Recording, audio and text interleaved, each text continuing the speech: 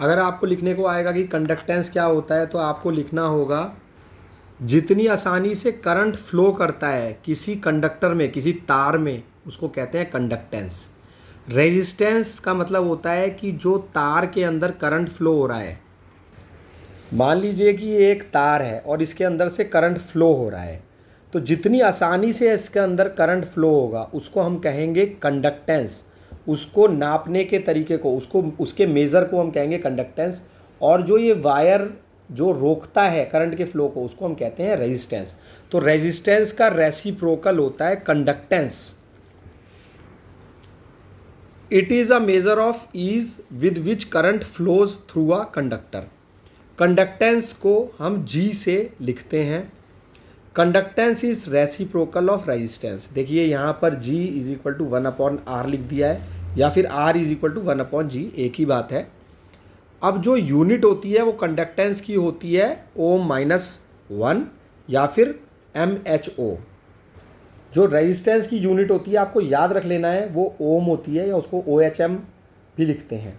तो इसी तरीके से क्योंकि कंडक्टेंस उसका रेसिप्रोकल होता है तो हम इसको लिख देंगे Ω-1, या फिर इसको हम MHO भी लिख देंगे।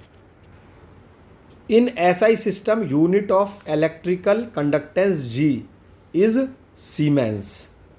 तो देखिए इसको हम S से लिखते हैं। अगर हम इसकी SI यूनिट लिखेंगे कंडक्टेंस की, अगर हम SI यूनिट लिखेंगे, G की हम SI यूनिट लिखेंगे, तो हम उसको लिखेंगे सीमेंस, जो कि S से होता है 1S इज इक्वल टू 1 Ω-1। देखिए यहाँ 1S इज इक्वल टू 1, क्योंकि ओम नीचे है तो ये ऊपर जाकर के हो जाएगा Ω-1, या फिर इसको इस तरीके से लिख देंगे।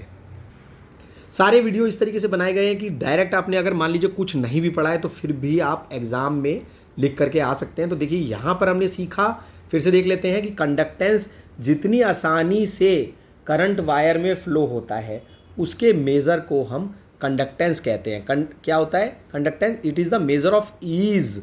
जितनी आसानी से इसमें करंट फ्लो हो रहा है हम उसको कहेंगे कंडक्टेंस, जिसकी यूनिट होती है सीमेंस। कॉपी पेन निकाल लीजिए, इसके फॉर्मूले की एक लिस्ट बना लीजिए, इसको आपको याद रख लेना है।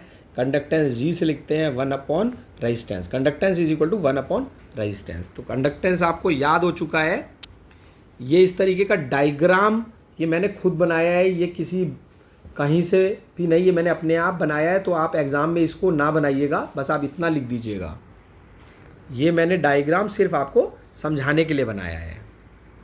अगर आपको वीडियो अच्छा लगा हो तो लाइक करिएगा, जिससे कि इसी तरीके के और वीडियोस मैं पोस्ट करता रहूँगा। और आपको मान लीजिए कोई टॉपिक नहीं भी समझ में आ रहा है तो आप कमेंट बॉक्स में लिख सकते हैं, या यही टॉपिक आपको आसानी से समझ में नहीं आया तो आप कमेंट बॉक्स में लिख करके पूछ सकते हैं। तो अपना कमेंट जरूर दीजिएगा कि आपको वीडियो कैसा लगा।